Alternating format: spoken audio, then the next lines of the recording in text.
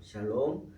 출애굽기 강의 68번째 찬송가 400장 찬양으로 시작하겠습니다.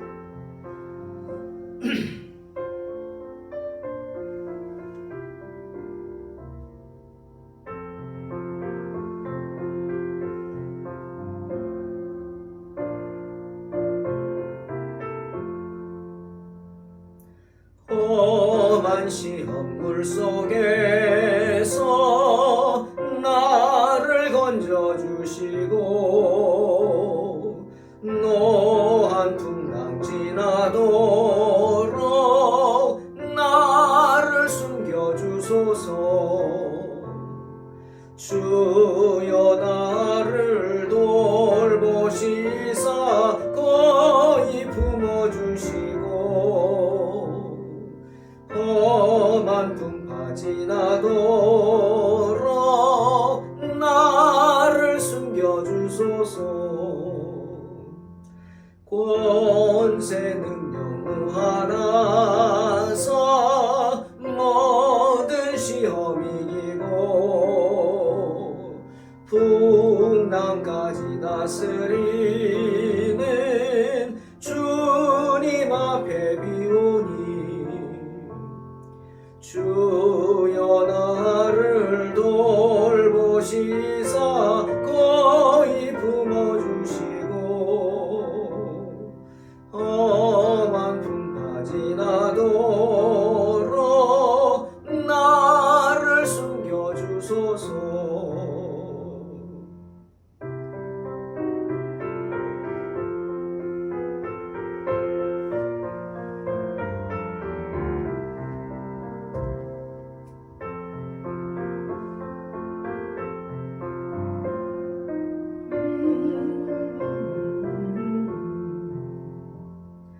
죄악 길에 빠진 이 몸 캄캄한 데 헤매며 부르짖는 나의 애원 들으소서. 내 주여 나를 돌보시사 거의 품어주시고 험한 풍파 지나도록 나를 숨겨주소서. 아멘.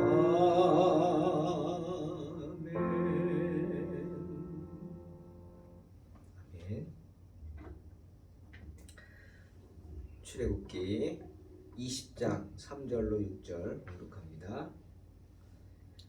너는 나 외에는 다른 신들을 내게 두지 말라. 너를 위하여 새긴 우상을 만들지 말고 또 위로 하늘에 있는 것이나 아래로 땅에 있는 것이나 땅 아래 물속에 있는 것에 어떤 형상도 만들지 말며 그것들에게 절하지 말며 그것들을 섬기지 말라. 나 내 하나님 여호와는 질투하는 하나님인즉 나를 미워하는 자의 죄를 갚되 아버지로부터 아들에게로 3, 4대까지 이르게 하거니와 나를 사랑하고 내 계명을 지키는 자에게는 1000대까지 은혜를 베푸느니라. 아멘. 이제 하나님께서 이스라엘 백성들이 하나님의 백성으로 거듭나게 하기 위해 시내산에서 주신 10가지 율법에 대한 말씀을 시작합니다. 율법이야 많겠죠? 하지만 시내산에선 딱 10가지만 주십니다. 이를 10계명이라고 합니다. 첫 번째부터 네 번째까지 계명은 하나님에 대한 것입니다. 우리가 하나님에 대해 어떻게 생각하고 하나님에 대해서 어떻게 해야 하는가 하는 하나님에 대한 하나님을 대하는 방법에 대한 것이죠. 그리고 5번째부터 10번째까지 6개의 계명은 사람에 대한 것입니다. 우리의 이웃들에 대한 것이죠. 공동체를 이루고 우리가 함께 살아가야 하는 이 세상의 사람들에 대한 것. 그 공동체를 유지하고 살기 위해서 어떻게 해야 하느냐? 그런 이웃에 대한 지침을 알려주십니다. 하지만 10계명이라고 해서 딱 10가지만 말한다 이렇게 생각해서는 안 됩니다. 오늘날 이 10계명을 가지고 이스라엘의 랍비들은 수많은 계명들을 만들어냈죠. 여기에 기초로 한 계명들, 규칙들, 자기들의 필요에 따라서 법들을 만들어내서 율법화했습니다. 그래서 그것을 율법이라고 이야기하면서 지킬 것을 말하죠. 하지만 주님은 이 10가지 율법을 또 2가지로 줄여서 말씀하셨습니다. 우리 잘 알죠? 첫 번째부터 네 번째 하나님에 대한 계명들 많은데 그냥 간단하게 주님은 이렇게 말씀하셨어요. 하나님을 사랑하라. 그리고 5번째부터 10번째까지 그 많은 계명을 또 이렇게 간단하게 말씀하셨어요. 이웃을 사랑하는데 이웃을 내 몸과 같이 사랑하라. 단 2가지입니다. 단 2가지 같죠? 하지만 이것이 2가지가 아닙니다. 정말 간단한 이야기지만 깊이 생각해야 합니다. 하나님을 사랑하라? 그렇죠. 간단한 것 같지만 간단한 게 아닙니다. 하나님을 어떻게 사랑할지, 하나님을 사랑하려면 어떻게 해야 하는지, 하나님을 사랑하는 사람은 어떻게 살아가야 하는지 정말 고민하게 만드는 거죠. 하나님을 사랑하는 사람이 하나님을 배신할 수 없고 하나님의 마음 상하게 해서는 안 되고 또 이웃을 내 몸과 같이 사랑하라 하셨는데 이웃을 내 몸과 같이 사랑하는 사람이 자기 몸을 해치는 사람이 있습니까? 이웃을 해칠 리가 없습니다. 그러니 갈라디아 3장 23절로 24절 바울의 말처럼 믿음이 오기 전에 우리는 율법 아래에 매인 바 되고 계시될 믿음의 때까지 갇혔느니라 말하는 겁니다. 맞죠? 믿음이라는 것, 즉 우리가 스스로 믿고 판단할, 주님이 우리에게 주셨죠. 믿는 대로 하라는 거죠. 믿음대로 된다. 그것이 오기 전에는 우리는 율법에 매인 바 됩니다. 이같이 율법이 우리를 그리스도께로 인도하는 몽학선생이 되어서 우리로 하여금 믿음으로 말미암아 의롭다함을 얻게 하려 합니다. 맞죠? 우리가 믿음을 갖기 전에는 마치 어린아이들이 자기 판단 능력이 잘 서지 않을 땐 어떻게 하죠? 학교 가서 선생님 말씀 듣습니다. 몽학선생, 초등학교 선생님이죠. 율법이 그런 역할을 하면서 우리를 바른 길로 이끌어간다. 아이들한테는 이래라 저래라 말하면 듣습니다. 들어야 하죠. 왜? 자기가 판단력이 안 쓰니까. 하지만 어른들에게는 이래라 저래라 하지 않습니다. 해도 듣지 않죠. 아이들과 달리 어른들은 듣지 않습니다. 하지만 책임을 져야 합니다. 어른은 자기가 한 행동에 대해서 책임을 져야 합니다. 책임을 질 뿐이죠. 그러니 믿음이 있는 사람에게는 어린아이를 가르치는 몽학 선생과 같은 율법이 필요 없다는 겁니다. 믿음이 있기에 스스로 알아서 하는 겁니다. 주님이 그거예요. 하나님 사랑해. 그렇죠? 하나님 사랑하니까 네? 어떻게 우상을 만들고 우상에게 절하고 어떻게 안식일을 안 지키고 어떻게 하나님의 이름을 함부로 부릅니까? 안 되죠. 맞습니다. 이웃을 사랑해. 나머지 계명들 당연한 겁니다. 하지만 지금 이스라엘 백성들에게는 몽학 선생이 필요했죠. 애굽에서 43년간 430년간 노예 생활을 했습니다. 율법도 모르고 자유도 모르고 심지어 자유와 방종을 구분하지 못합니다. 이게 문제죠. 자유가 뭔지 모르기에 방종을 자유와 구분하지 못합니다. 자유는요, 마음대로 하는 게 자유가 아닙니다. 그렇죠? 자유에도 한계가 있습니다. 내가 할 수 있는 것만큼의 자유가 있는 거예요. 그걸 모르는 게 방종이죠.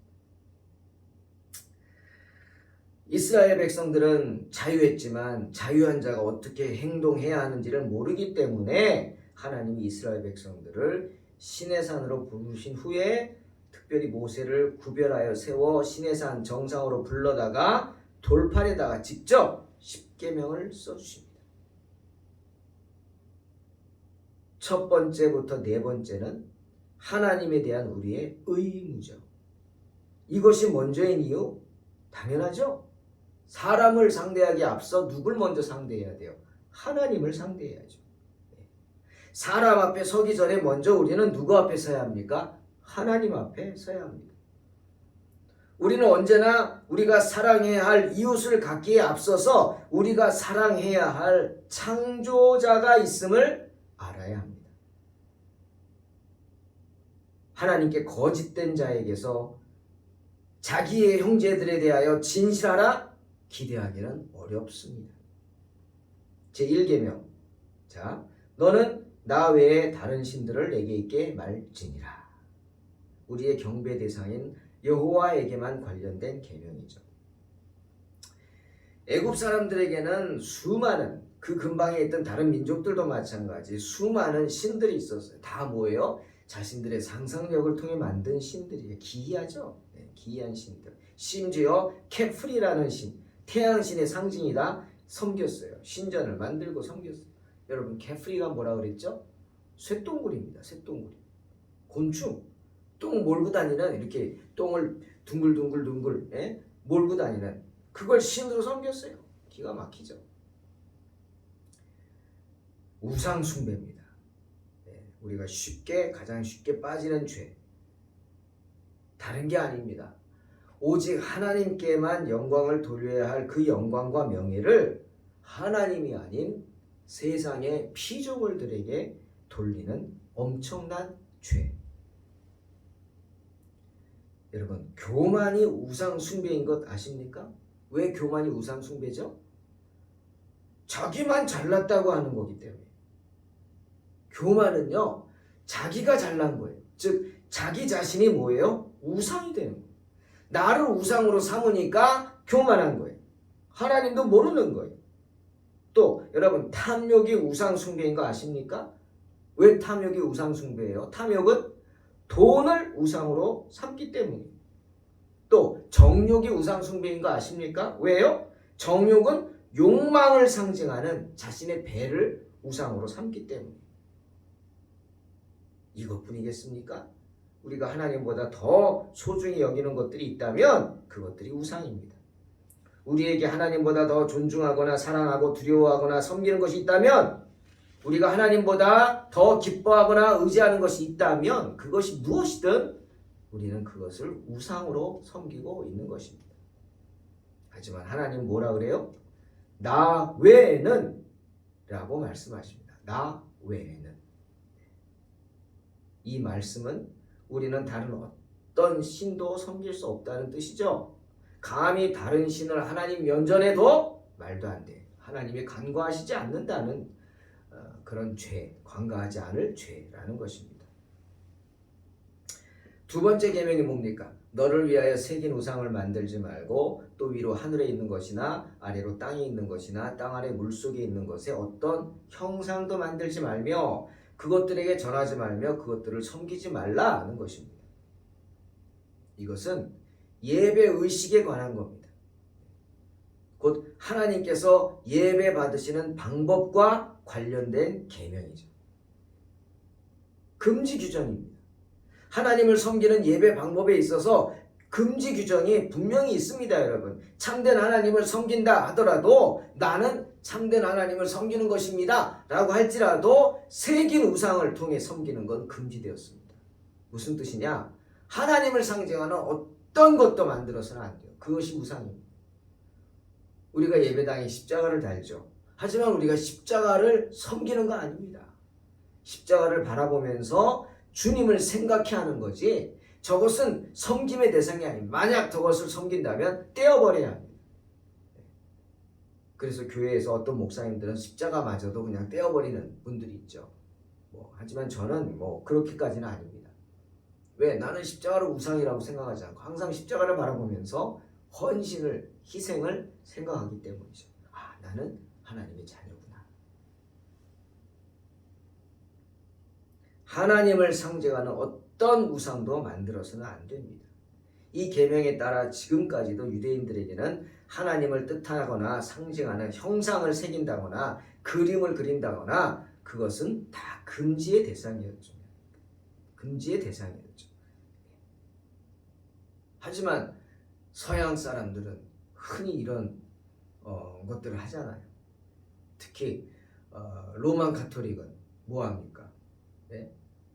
형상을 만들죠. 자꾸 예수님의 상, 마리아의 상, 세례 요한의 상, 뭐 이런 동상들을 다 성당마다 세워놓고, 여러분 성당 뭐 가보신 분도 있겠지만 입구에 뭐가 있어요? 꼭 입구에 마리아 상이 있어요. 그러면 가톨릭 성도들은 들어갈 때 어떻게 해요? 마리아 상을 보고 합장을 하고 갑니다. 이렇게 절하고 가요. 마리아여, 마리아여 절하고 갑니다. 이게 뭔지 모르겠어요. 잘못된 거죠. 또 동방정교회 그게 싫어서 갈라져 나갔죠. 서방정교회에서 우상 섬기기 싫다고. 결정적인 계기가 그거였습니다. 명분이. 근데 자기들은 뭡니까? 아이콘 만들죠. 아이콘이 뭐냐고요? 우리 핸드폰에 나오잖아요. 그림으로. 이게 아이콘입니다. 동상을 안 만드는데 그림을 그렸습니다. 그래서 동방정교회 가면 다 막 그림이 잔뜩 있어요. 그림을 그려놓고 그것 또한 섬깁니다. 잘못된 거죠. 그것도 다. 그게 아이콘, 이콘이라고 그러죠. 잘못된 거죠. 때문에 마태복음 24장의 이 말씀이 해석이 될 겁니다. 예수님이 이렇게 말씀하셨어요. 그러므로 너희가 선지자 다니엘이 말한 바 멸망에 가증한 것이 거룩한 곳에 선 것을 보거든 읽는 자는 깨달을진저 그때 유대에 있는 자들은 산으로 도망할지어다. 무슨 말입니까? 멸망에 가증한 것이 거룩한 곳에 섰다? 이게 무슨 뜻이냐? 이스라엘, 예루살렘 거룩한 곳이죠. 거룩한 성전. 거기에 로마군들이 침입해 옵니다. 근데 로마 군인들이 들어올 때 뭘 갖고 옵니까? 다 하나같이 깃발을 들고 옵니다. 깃발, 그죠? 군인들이 깃발을 들고 오죠. 오늘날도 깃발 있잖아요. 부대마다. 근데 뭐가 있어요? 부대마다 그 깃발에 상징이 있습니다. 그림들이 그려져 있어요. 특히 로마인들은 동물의 형상을 그려놓죠. 흔히 독수리 형상, 머리 2개 달린 독수리 뭐 이런 식으로.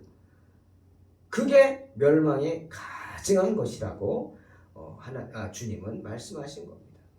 즉 예루살렘에 로마인들이 쳐들어와서 파괴할 것을 예언하신 것이죠. 하박국 선지자도 하박국 2장 18절에 말씀하죠. 새긴 우상은 그 새겨 만든 자에게 무엇이 유익하겠느냐? 부어 만든 우상은 거짓 스승이라 만든 자가 이 말하지 못하는 우상을 의지하니 무엇이 유익하겠느냐? 라고 하면서 그러한 형상들은 거짓 스승이다 분명히 말하고 있죠. 사도 바울 또한 로마서 1장 25절에서 형상을 만드는 행위는 하나님의 진리를 거짓으로 바꾸어 놓는 것이다 분명히 말합니다. 하나님은 하나님의 이름을 묻는 모세에게 또 뭐라 그랬어요? 출애굽기 3장 14절 나는 스스로 있는 자라 하셨어요. 이름도 묻지 말라고. 이름 없다. 난 스스로 있는 자다. 왜? 여러분 이름이 뭡니까? 이름이 형상입니다. 제가 얘기해 볼게요. 여러분 머릿속에 바로 떠오를걸요. 제가 좋아하는 거 뭐라 그랬죠? 코끼리. 코끼리 좋습니다. 좋아합니다. 뭐 생각나죠? 코끼리 떠오르죠? 사자. 그냥 나는 이름만 말했는데 여러분 머릿속에 형상이 떠오르죠. 예? 박승원 목사 떠오르시죠? 뭐 이런 겁니다. 이름은 형상, 이미지입니다. 이미지. 그 사람의 이미지. 형상을 만든다는 것은 우리에게 하나님이 육신을 가졌다는 생각, 이름을 묻는다는 건 그거예요. 하나님도 육신이 있는 존재 아닙니까? 이 뜻이죠. 불신이죠. 교만입니다. 왜? 하나님을 자기 머릿속에 집어넣으려고 하는 코끼리 내 머릿속에 집어넣죠. 이름을 안다는 건 상대방을 내 머릿속에 집어넣는 거예요. 그러니 잘못이에요. 왜? 하나님은 제한받지 않는 분이시기 때문에. 하나님은 영이시기 때문에. 그러니 어찌 우리가 하나님의 이름을 알며 하나님의 형상을 만들 수 있겠습니까? 철저한 불신입니다. 교만입니다. 하나님이 진노하실 만한 죄죠. 하나님은 분명히 말씀하십니다. 하나님을 마치 우리와 같은 인간으로 여기지 말라. 사랑하는 성도 여러분, 우리의 신앙적인 예배는 상상의 능력에 의해서가 아니라 믿음의 능력에 의해서 지배되어져야 할 줄로 믿습니다. 또한 이렇게 금지된 규정들이 부과된 이유가 5, 6절에 말씀되어 있죠. 첫째는 하나님은 예배를 드리는 일에 있어서 다른 신을 믿는 것을 용서치 않으시기 때문입니다. 나 여호와 너희 하나님은 질투하는 하나님이다. 여러분, 하나님도 질투하셔요. 질투하셔요. 하나님은 특별히 사람들이 이 자연 속에 있는 것들 뭐예요? 하나님의 피조물들이죠. 다 하나님이 만든 거거든요. 그런데 그 자연 속에 있는 것들로 형상을 만들어서 예배하는 것 용서하지 않으십니다. 또 하나, 하나님은 우상 숭배자들에게 형벌을 내리십니다. 때문에 금지한 거예요. 이렇게 하지 말라고. 하나님은요, 우상 숭배하는 자를 당신을 미워하는 자로 간주하십니다. 때문에 그 죄에 대한 형벌을요, 자손들에게까지 내리신다고 말씀하세요. 하나님은 우상 숭배하는 자들을 오래 참으십니다. 참죠. 하지만 끝까지 참으시지는 않습니다. 어느 순간에 벌하시죠. 만일 그 부모들이 그들의 죄 가운데 죽었다. 하지만 자녀들이 그 부모의 죄를 전통이라고 이어받아서 물려받아가지고 그 전처를 밟고 잘못된 거짓된 우상을 숭배한다면 그 죄의 분량이 찰 때까지 하나님께서 그들을 심판하십니다. 그 찰 때, 분량이 찰 때 참다 터지는 거죠. 때문에 5절에 나를 미워하는 자의 죄를 갚되 아버지로부터 아들에게로 3, 4대까지 이르게 하겠다, 이렇게 말씀하시죠. 이 말씀에 대한 해석 참 어떻게 받아들여야 하나 좀 어려운 말이죠. 난해하죠. 보통 두 가지가 해석이 되죠. 하나는 내 죄 때문에 후손이 3, 4대까지 어려움을 당한다. 이게 일반적인 해석입니다. 내가 죄를 지면 내 죄로 인해서 내 후손이 3, 4대까지 어려움 당해. 그럼 후손들은 억울하겠죠. 조건이 있어요. 그 아비의 죄를 물려받지 않으면 돼요. 물려받는 게 뭐예요? 아니야, 싫어. 여러분, 역대기에 보세요. 왕들의 죄를 아들이 물려받지 않고 싫어하고 개혁하면 하나님이 기뻐하셨죠. 그겁니다. 물려받지 않으면 돼요. 하지만 그 죄를 계속해서 이어가면 3, 4대까지 이르도록 고통을 당한다. 그게 하나고, 또 하나는 하나님께서 죄인들, 자비하신 하나님께서 죄인의 후손들을 최대한 4대까지 기다렸다가 참아주는 거죠. 그 죄를 지어가는 거를 모르니까 그렇지 4대까지 참아주셨다가 그때부터 이제 형벌을 내리기 시작한다. 뭐 이렇게 해석이 될 수 있어요. 어쨌거나 두 가지입니다. 하나님은 자비하셔서 참아주시지만 그 참음의 끝이 있다는 것이고, 그 다음에 그 후손들이 선택하기에 달려있다라는 겁니다. 하지만 하나님은 그 신실한 예배자들에게는 어떻게 1000대까지 은혜를 베풀어 주십니다. 분명한 사실이죠. 그러니 사랑하는 성도 여러분, 언제나 진실된 예배를 드림으로 믿음으로 승리하시기를, 여러분의 자녀 손손까지 큰 축복이 임하시기를 주의 이름으로 축원합니다. 기도하겠습니다. 하나님 감사합니다. 오늘 주님의 계명 생각합니다. 하나님의 계명 지키고 하나님 외에 다른 우상을 섬기지도 또 만들지도 않는 거룩한 백성들 되게 축복하여 주시옵소서. 예수님의 이름으로 기도하옵나이다. 아멘. 믿음으로 승리하시기 바랍니다.